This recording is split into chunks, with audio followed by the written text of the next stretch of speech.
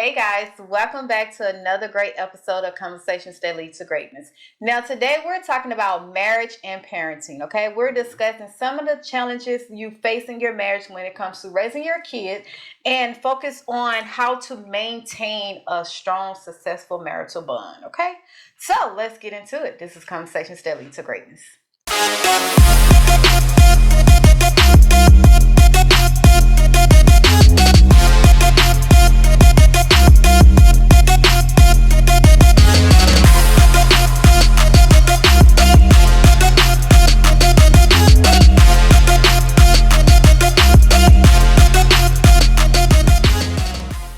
My name is Akeisha Smith. And I'm Lester Smith. And welcome to Addicted to Greatness Coaching Podcast, where we educate, motivate, and inspire you to break free of your limiting mindsets in marriage, faith, and finance that hinders your ability to tap into your greatness, okay? So, go ahead and hit that subscribe button, okay? We're going to get this done.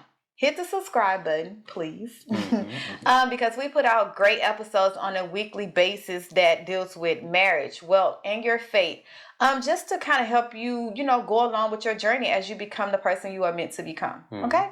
So check out some episodes. We have like over 250, okay? We're committed, okay? So let's get started. Yeah. Did we introduce ourselves? This episode is brought to you by Addicted to Exotics. Addicted to Exotics. We have another YouTube channel. It's called Addicted to Exotics. I own a Lamborghini. If you guys don't know that. And that's pretty much all exotic cars on there. So check it out. Addicted to Exotics. But anyway. Yes. All right, guys. So we're talking about dealing with the challenges of parenting and maintaining a strong marital bond. So if you don't know, we have two little girls, 6 and 2. Okay. And we've been married 14 years. Okay. So we had some experience without, having kids, and now we have experience with kids. So this is a new territory for us in a sense, because we didn't want kids at first. And once we added kids into our marriage, we had to realize that, whoa, this is a different arena. Like our parenting skills is tested, okay? And we had to dive deep into coming together and kind of getting on the same page as to how we're going to parent these little girls and still maintain our bond in our relationship, okay? Yeah. Because we always say that your spouse come before your kids. Yeah. That's number one. Yeah. That is one. If we can give you one tip on how to maintain a strong marital bond when you have kids in a marriage, your spouse come before your kids. Yeah. You want to elaborate on that? Yeah, I will. Why we say that? I'll go there. You know what I'm saying? Some people be scared to go there, but I'll go there. Anyway, your spouse come before your kid. It says that in the Bible. That's just period and point blank. In the Bible it says, leave your parents and cleave to your husband. Even if you have kids already. Even if you have kids, the man will leave your father and mother and cling to his wife. Yeah. Did I say that? Yeah, you said it backwards. I said it wrong? Yeah. Okay. The man will leave his father and mother and cleave to his wife. Okay? It says that in the Bible. Period and point blank. So if we say we believe in God and we're going by what the Bible says, even if you already have kids, you're a single wife or a single dad or whatever. I mean a single dad or a single mom. And you decide to marry. If you're not going to put your spouse before your kids, don't get married. Don't get married. And the reason I say that is because that's what the Bible says to do. Okay? Because let me tell you this. Your kids are going to go off and get married and all that. And you didn't put your kids before your spouse all this time. Now that they're gone, you still going to put your kids before your spouse? That's something you have to think about.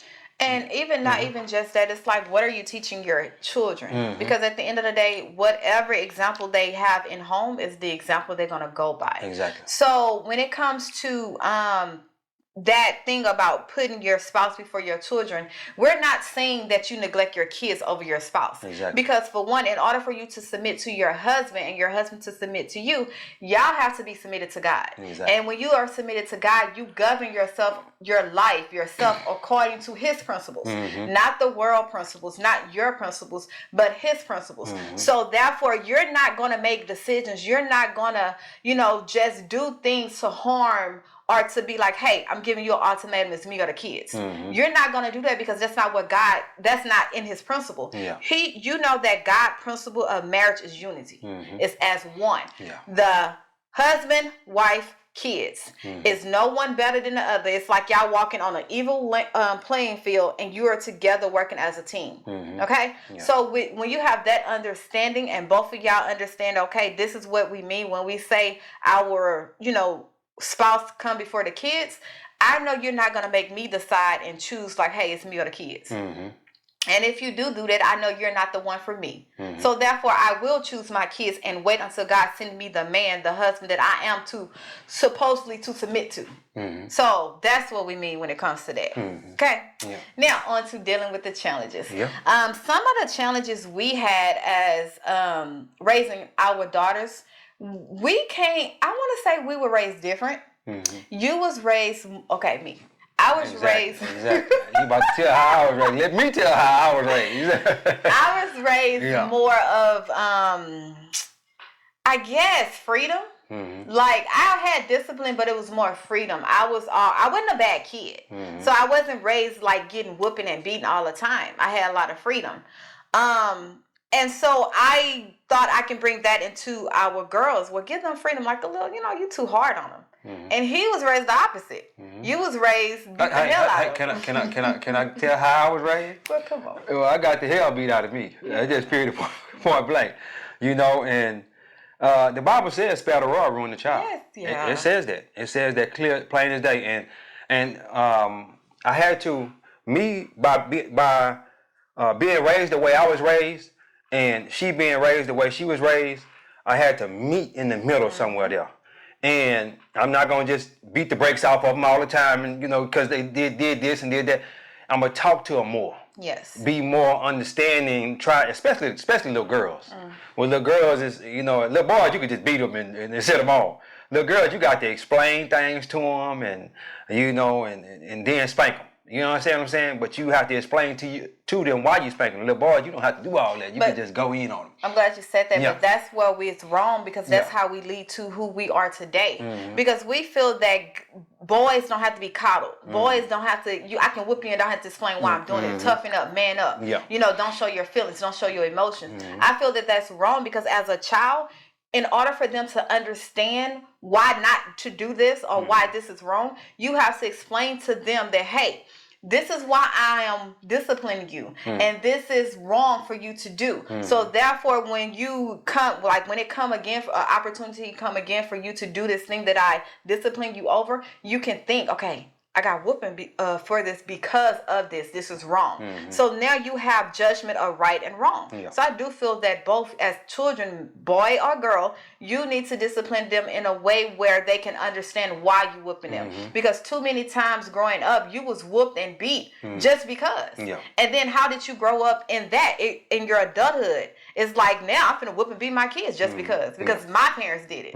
No, how did that make you turn out? Yeah. You didn't turn out good. Exactly. You see what I'm saying? So that's what I mean with that. Yeah. So one thing I had to learn, and this was like probably last month. God helped me to. Just last month? It was just last month. I don't know what you were going to say, but just last month. I told you about it. Okay, talk to us. But God helped me to realize this because I've been struggling with disciplining my oldest girl, 6-year-old. Daughter, and it's because I know she know better. I know she's very smart. Yeah. And she's above, like for her age, she's smart. Yeah, so she know right. They're talking about putting her in what those classes? GT classes, advanced classes, okay, gifted and talented. Gifted and talented classes. And she's very smart, intelligent, and I know she know right from wrong. And I feel that I don't want to call it gentle parenting because that's not what I'm doing. But I feel like when I talk to you and I know you understand what I'm saying and you understand what's right and what's wrong, and you still do it, I'm finna whoop that butt. And I had a struggle with that. It's like I know that's what the Bible say, but I still struggle with that because that's not how I was raised, right? So God literally He gave me this revelation. It's like you parenting your child the way your parents parented you. Nope. The way you experience your childhood. And what that mean is because I experienced when my mama whooped me that I didn't feel love, or when my mommy disciplined me or took some away, that I just felt overstruck. She don't love me no more and all this. So therefore I'm projecting onto Lauren what she might feel. So I don't want to discipline her in that way because I don't want her to feel like I don't love her. So once I realized that, I was like, dang God, I am parenting her according to how I felt in my childhood, how my parent made me feel. And if you're doing that, we have to realize that two different kids, two different seasons, two different places, two different, generations. So therefore it's going to require more discipline or more of, talking to. You just have to go with what your child, how your child reacts. And I didn't agree with the way she would parent with our 6-year-old. I didn't. Lord. Yeah, I didn't agree as far as the whipping is concerned, because I was always the one that was supposed to be the bad guy. I was supposed to whoop him. She ain't never supposed to whoop him. That's not true. Yeah, pretty much. I'm supposed to whoop him, and she ain't never supposed to really whoop him. I'm the one that's supposed to tell her no. She ain't really supposed to tell her no. Stuff like that. So you basically making this one parent out to be the bad person. Yeah. And that's not cool. That's not cool. And I had to come to her and tell her that several times. You know what I'm saying? Like, hey, you making me out to be the bad person. Let me tell you this. I don't care if you do or you don't, but that's gonna hurt her in the long run. I feel it's gonna hurt our daughter in the long run. Both of our daughters in the long run, because they gonna feel like maybe my dad don't love me because he always whooping me and whatnot. Mama don't never whoop me. Maybe mama will love me more than daddy love me. Stuff like that. So yeah, you got to be very careful in doing that. You know what I'm saying? Just and like I say, I would tell her, hey, you're gonna have to do your part on this too. Don't just make me don't just make me to be the bad guy. But if that's what you're going to do, I'll accept that. I'll accept being the bad guy. Yeah, and then even just us talking about that, and we're coming together on, okay, hey, how can we find a common ground to where we parent our, the children, and we're both happy with it. And that's what you got to do, because that's going to help you maintain that bond that you and him have. Because at the end of the day, it's not like, okay, she's putting me against him, or what I'm saying, it's not like the kids is putting us against each other. They're like, well, daddy said this, well, mommy, you don't let me do this, you know what I'm saying? So now we on one accord. We have this bond where, hey, this is what it is when it comes to parenting. No matter how I feel, no matter how, it might hurt your feelings, this is the standard, because we know that at the end of the day, this is what's best for them. And that's what you have to get to the point when it comes to parenting and the challenges of it. You have to come together and lay aside how you was raised and come and say, okay, these are my kids. This is their personality. This is their level of right and wrong, like acknowledging right or wrong. So this is how I'm a parent them. Yeah. Like, I realized that I can't parent both of my girls the same way. Lauren, I gotta beat her butt. Layla, I just gotta look at her. Layla's more, she's the 2-year-old. She's conservative. She's more conservative, and she don't like to be whooped. She don't like hollered at. She don't like none of that stuff. Lauren, that's my tester. She tests my gangster. And I don't know, it's because she was under me until she was 4. Yeah. Or what, but she tests my gangster. That's what it was. That's what you think that's what it was? Yeah. And in that, my wife never she didn't put that's a strong word. Hold on now. Let me finish my okay. Let me finish my sentence before you go to talking about looking at the strong words and all that. But anyway, my wife was never away from our oldest child one day from the time she was 0 to the time she was 4 years old. Never, maybe, occasionally going out, a little small vacation or something like that. But for the majority of the time, she was with her the whole time. And I really don't agree with that. I don't either. It was cheaper because, she stayed with her the whole time and she didn't have to go to daycare. But I think it kind of cost us. It did. I think it kind of cost us a little bit more because, for one, she wasn't around kids. Now she loved kids. She loved to be around other people. I'll take that back. She's selfish. She's selfish. She's really selfish, and I think that hurt her in that area more than anything. or whatever. I agree. You agree with that? Yes, 100%. Yeah. And now Layla, she's 2, but she's already giving. Yeah. She's giving, she'll share this and that. And we're still trying to teach our 6-year-old that she has to share with the 2-year-old. Mm-hmm. You know what I'm saying? I told her this morning, you need to learn from your sister. Yeah. Learn from Layla. Your little sister, pay attention to her. And that was because she was in daycare at an early age. Layla was in daycare at 9 months. Yeah. 9 months she was in daycare.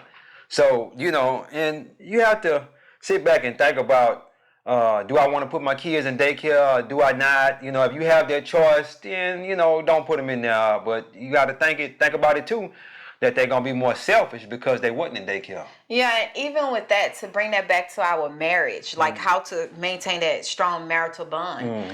Even in that with Lauren, that was like a rough patch in our marriage because it was a new dimension dynamic. A new baby. You got to realize we went 10 years before we even had a kid. Before we even entertained a conversation about having kids. Yes. 10 years together. Yeah. But so therefore, we didn't understand that, okay, this child is going to change our life. Finna change our life. And we still, even though I'm a mom, I still have to be a wife. Even though I'm tired, frustrated, and postpartum depression, I still had to be a wife. And that's why I fell short. I'm going to say me, because even though we both fell short, I'm going to take accountability for me. Yeah. Okay? That's why I felt short, because I felt like, when I'm raising this child, she with me all the time. I'm mom. I'm everything to this child, but I was nothing to my husband when our child first came along. And that's what made us to the point like, man, we can do, listen. Can get a divorce. I got child support. Let's go. You know what I'm saying? Let's be honest. That's what the point I was at, because I was like, how can I put my child last and meet my husband first in his needs and his wants? And I had to realize that what he was requiring of me was to be his wife. Yeah. That was it. For me to do what I've been doing before this child came. But because this was new to me and I was never around kids like that, I didn't have a motherly instinct, I didn't know how to juggle both. So I dived into mine because I felt like, oh, this child didn't ask to be here. Let me be her everything. Yeah. And neglect that, hey, your husband, that's your partner. Yeah. You can't neglect that. Yeah. So once you realize, like, even in that, like, man, do what's best for y'all. And then the child is going to be okay. Yeah. Because at the end of the day, if your children seeing you arguing, fighting, and, daddy not coming home, mama not coming home, and, all this chaos in the house, it is not good for them. It's not going to turn out good for them, or even their perception of what happy, loving marriage is. Like, they're not going to know that. So you got to do what's right for you, for, y'all as a couple. Then get together with the kids. Yeah. Because the kids is an overflow with y'all. And you got to realize, too, don't let your kids see you argue. Don't let them see you arguing. Y'all discuss that in the bedroom with the door closed late at night, or if y'all get heated in the heat of the moment, y'all have to step off and tell the kids to sit down while y'all go talk about it. Y'all might have to, if you think you're going to get loud, y'all go out inside the car, in the garage, and get in the car. You know what I'm saying? Something like that. But I recommend that you don't get loud. But if you know you're gonna get loud, you need to remove yourself from the situation, because you don't never want your kids to really see you argue like that. You don't want them to see you. Let alone physical touch each other. Yeah, exactly. Like, you never want them to, see you hitting and arguing, because that, especially if it's something about them. Especially if it's something about them, they know they got mommy and daddy when mommy and daddy are arguing about it. Like if I tell the child something, if I tell the child no, then you let that be no. Don't you come back and say, hey, no, I said yeah. No, we don't do that, because guess what? That's gonna start an argument between us. And if they see they got us, they know they done played each other. They done played us off each other now. You know what I'm saying? They can do that all the time. And once they see it happen one time, they're gonna keep continuously doing it, playing us off each other. Yes, or even or it can go this way too, where they feel like, man, I am the reason why mommy and daddy is not loving each other. I am the reason why they're getting a divorce. They're, they're not, daddy not coming home, mama not coming. I'm the reason. So then they take on this whole weight of your marriage and they put it on them, and it's not them. Yeah. Like, you know what I'm saying? But as kids, that's what we see. Because I know with me growing up, I always thought like my mom and dad should be married. Like they should be together. Yeah. Okay? And and some part of me felt like I might be the reason. So let me try to act a certain way, or bring them together, get in everything at school so they can come together and see me and they can fall in love. I had this whole little crazy thing in my head. Yeah. But I always felt like maybe it was something with me why my parents were together. So let me see what I can do. And that wasn't even it. Yeah. They just weren't meant to be together. Yeah. They were just meant to come together to make me. And then separate. Yeah. Praise the Lord on that. Okay? That was their purpose. Yeah. Yeah. So you have to look at it like that. You can't be selfish in your marriage or even selfish with your kids. Because at the end of the day, you're raising them. Yeah. And how you raise them in your household is going to turn out what they see and go after when they get grown. How do they see marriage? Yeah. Do you want them to respect their husband or respect their spouse? Or do you want them to say, my kids come before, oh, this is the women. Baby, I ain't no nigga finna come before my kids. Hey, it's so many of them out there. There's so many of them out there. And then they wonder why they still single and don't have a husband. You know what I'm saying? I kind of understand it to the T. Yeah. Because it's like, if you are actively dating all these people and you introducing your kids to all these men, okay, you know. But when you as a woman, you looking for marriage and you ready to settle down, everybody not finna meet your kids. And you're not even finna let your kids know or think that, hey, this is a potential. Okay. So, people. I'm gonna say people. What? Have you ever wondered, like, all the women that introduce their kids to all these different men? Like, what do the kids call these men? Do they call them daddy or uncle? Or, in some cases. Really? In some cases, yeah. Like, how you? So now these kids confused as hell as to who they daddy. You done had three different men. You know what I'm saying? And the kids, they call all of them daddy or stepdaddy or whatnot. You ain't married now. What up? Or Rob? Do they call him by their first name? Like, that's disrespectful because you don't put Mr. in the front. I call him Mr. Mr. Smith. Hey, Mr. Smith. You know what I'm saying? Mr. Lester. You know what I'm saying, or something like that. But yeah, they just letting them come in. So yeah, women like that, I understand that to a point, because it's like, okay, now these are random men you don't know really. You're not committed to this man, so of course they don't go before your kids because they're not submitted unto God. So they're not going to treat you accordingly to God's principle. So therefore, you do have to make a sound decision that, hey, my kids come before you. Okay, but when you get into a relationship where you heading towards marriage and y'all discussing being married and family and all of this, that's when your mind have to switch and be like, okay, now that I know you are the one, you come first. Yeah. Kids. Now he don't come first until y'all get married. Yes, but I'm saying your mind have to flip to get into that mode. Yeah. You know, that's when that change, that switch when y'all get married, that's when he come first. Yes. Let me talk about. I got another situation I want to talk about. Situation. The telling the kid to go ask your daddy. Oh man. Or go ask your mama. Go ahead. Go ask your mama, go ask your daddy. If you send the child to me to ask me for something, or or whatever it is, or can you go here, can you do this, or can you go there, I'm left to make the final decision. I'm left to make the final decision. So don't send the child to me expecting me to say no when you the one sent them to me, when you could have easily said no yourself. Because you didn't want to be the bad guy. You sent them to me for me to tell them no. I'm gonna tell them just because. I would tell them just because you sent them to me. You understand what I'm saying?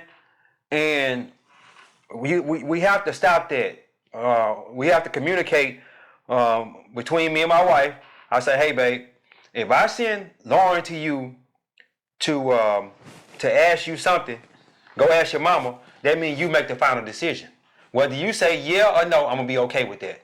And you gotta tell me, hey babe, I'm gonna send Lauren to you, and if you decide whether it's yay or nay, because when you send them to me, you're basically saying that I don't care which way or the other. No, that's what you're saying. That ain't. And no, that ain't what it is.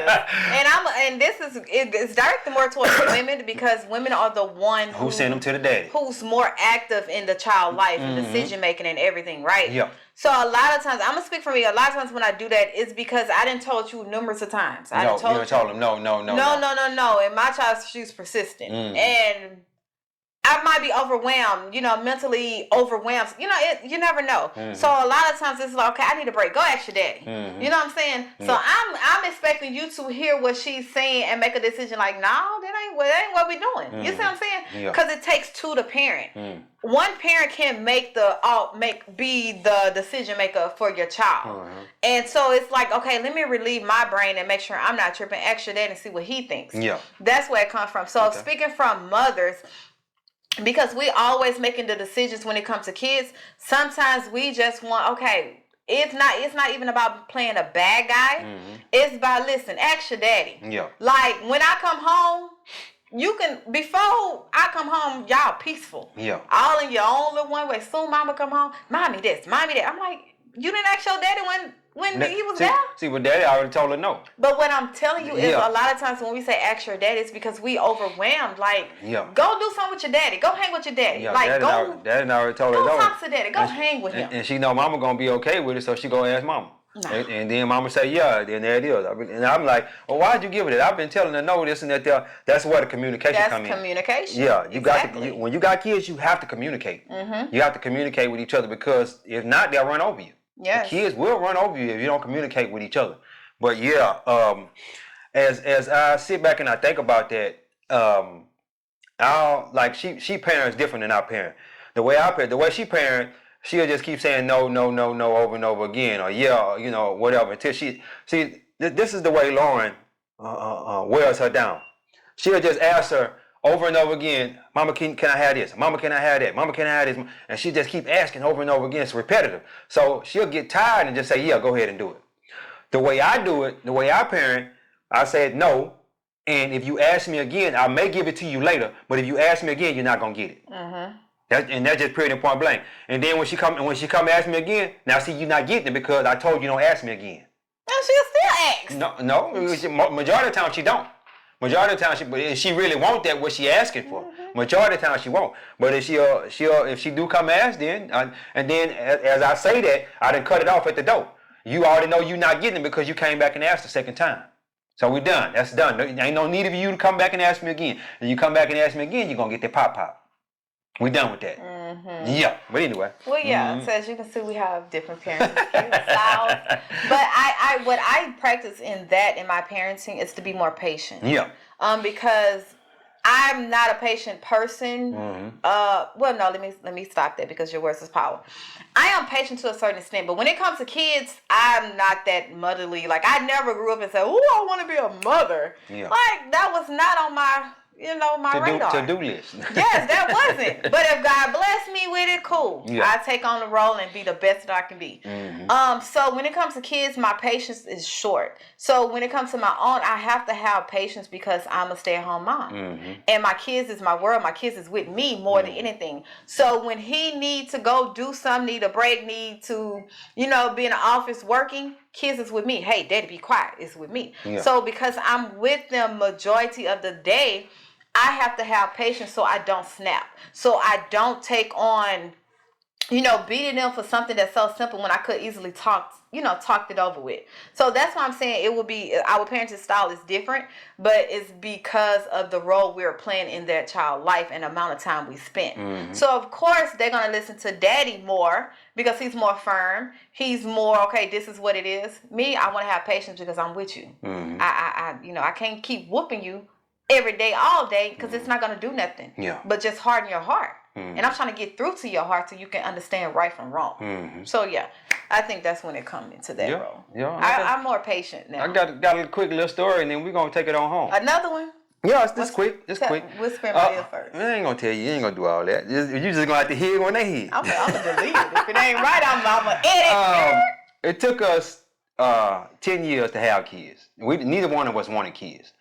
We had talked about that before, and I was always told to get you a woman that don't have no kids. So that way, you don't want to have kids, but get you a woman that don't have kids just in case you do want to have kids. You understand what I'm saying? Just in case y'all decide. But we had already talked about that before. And God knew our heart. We both wanted kids, and we didn't know that. I just woke up one day, I was like, hey, babe, let's have kids. And she's like, okay. And then we had kids. Submission, okay? You know what I'm saying? So, submission. Yeah, so, and the crazy part about it, is we went, like I say, 10 years with no kids. Pull-out game was strong. You understand what I'm saying? I'm talking about, I could write a book about my pull-out game. You might need to. I might need to, huh? It was strong. You understand me? I ain't letting nothing dribble in there. Just pull it out. And she wasn't even on birth control. No. She tried to make me wear a condom from time to time, but I wasn't trying to hear that. And man, that's the quick story. Just a quick story to let you know where we come from. We came from humble beginnings. Just us two. Just us two. And with the people who go right in and have a kid when they first start, they put themselves behind the 8 ball. They put themselves behind the 8 ball because y'all don't really know each other. As a marriage, as husband and wife. As husband and wife, as people, period. Y'all don't know each other. Y'all think y'all might know each other because y'all so deeply in love, but you can't see past that love. You can't see, what's gonna happen when he leave the toothpaste open, or what's gonna happen when she leave an empty carton of milk in the icebox. What's gonna happen? All that stuff. You ain't seen that stuff yet, so y'all don't know each other. Mm-hmm. So then when you put a kid in the mix, let me tell you something about a kid. A kid puts a strain on your relationship, on your marriage. It puts a big strain on you. So yeah, man, get to know each other first. If y'all haven't had kids yet, get to know each other first. Get to know each other first. And I would say, don't even have kids in your 20s. Wait till you get in your 30s to have kids. She was 29 and I was 36. So yeah, wait till you get up there like that. You know what I'm saying? Or something like that. What was it, 29, 36 now? Yeah, okay. Okay, yeah. So wait till you get up in age. Don't enjoy your 20s. I said I was gonna let her enjoy her 20s just in case we decided to have kids. And I did. Hey, man.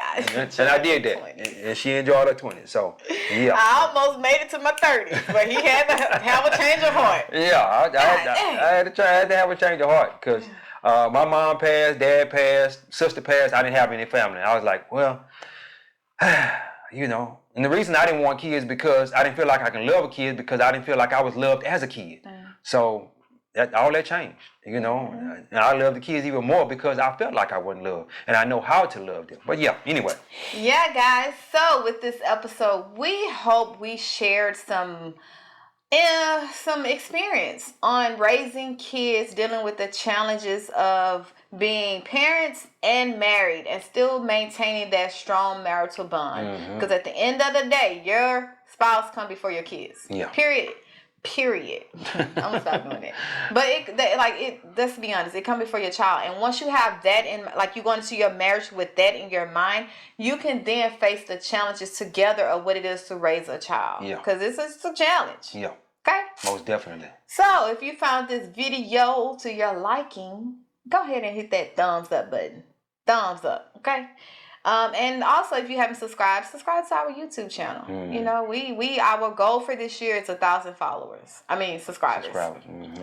That's nothing, but Yeah, that ain't nothing. That ain't nothing. With y'all help, I know we can do it. God gonna send us who we supposed to help. He is. He gonna send us who we supposed to help, and they gonna subscribe. But anyway, yeah. Take us home, cause he cut me off. What'd you feel? No, I'm done, babe. Okay. God is good. Boom. Life is good. When we look good, we feel good. We live in a life of abundance. Peace.